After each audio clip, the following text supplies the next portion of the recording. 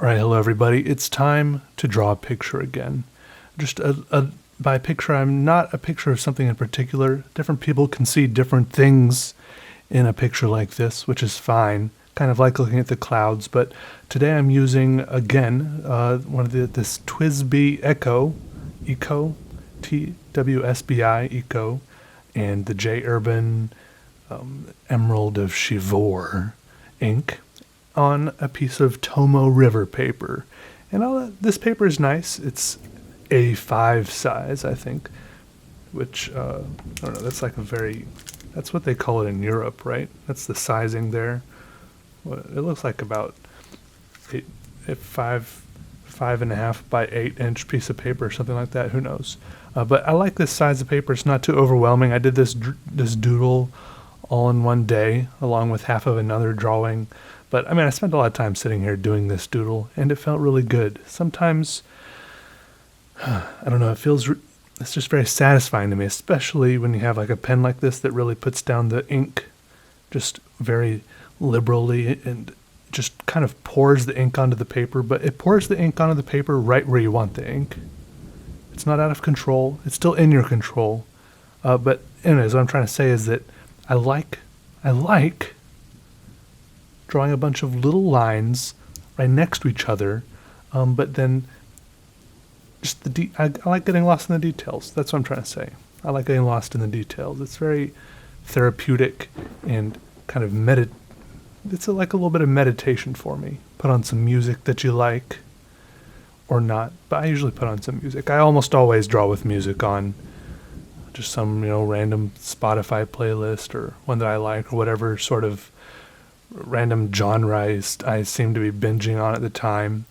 It doesn't really matter. A lot of people ask, Peter, does the music you listen to seem to affect your drawing? Maybe it does in some way, I don't know, but I don't think it really does that much. It's not obvious if it does, but it just gives, like doodling. This part of doodling, it occupies some part of your mind, and then there's like some other part of your mind that the music occupies. Kind of like when I would doodle in class, that part of my mind would be occupied, and then the other part of my mind, where I was listening to the teacher, could still be fully engaged. So the teacher thought I was never listening, of course, when I was doodling in class, but I was, just like I can still fully enjoy music while I doodle and draw like this. I think it's a cool thing. The human mind is crazy. It's bewildering. I don't know. Here, you can listen to me talking right now, and this is the human mind wondering about itself, which is weird to think about, but it's fine. We just carry on, draw a picture. It doesn't have to be perfect. It doesn't. It just has to. You might think, Peter, I can't even draw anymore. I used to draw all the time. I drew lines. It was great. It was perfect. And now I'm like out of the practice, and I don't know how to start again. I have artist block. I don't even know how to touch the pen to the paper. And people that say, Peter, I don't know how to draw a stick figure. You don't have to draw a stick figure. It doesn't even have to look like anything. You can just smush some ink across the paper. Okay, maybe that's not as satisfying.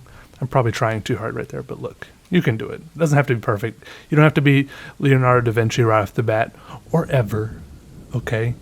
Just you do you. Go make something. You don't even ever have to post it. It took me so long before I started posting stuff that I drew on the internet. And then even now, I still don't post everything I draw, because I think some things I don't post, I think that's a piece of crap, not posting that.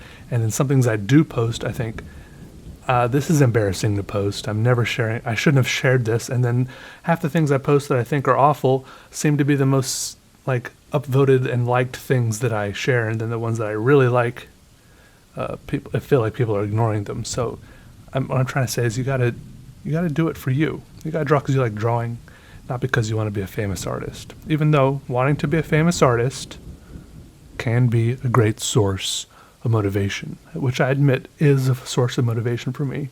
I see myself now. I see it there one day in like some great museum, and I'm not talking about just some random gallery, like a dinky little museum, where hoity-toity people are walking around, but like an actual nice big museum that like little kids walk through, parents, tourists, and amazing like hoity-toity people.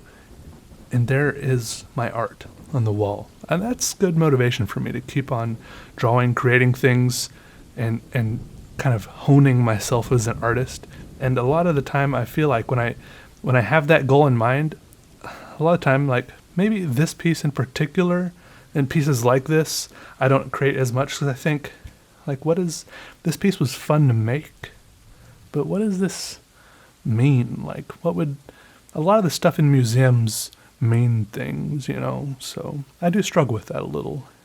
I do struggle with it. I don't know. It's something for me to think about. I don't know. I think stuff in museums means stuff. I don't know what it means. I just like looking at it personally. I hardly ever read the plaques on stuff in museums. I just like looking at it. Every now and then I read it. Just, I don't know. Stuff to think about. Anyways, goodbye. Goodbye. You're going to be okay. You are. It's going to be great.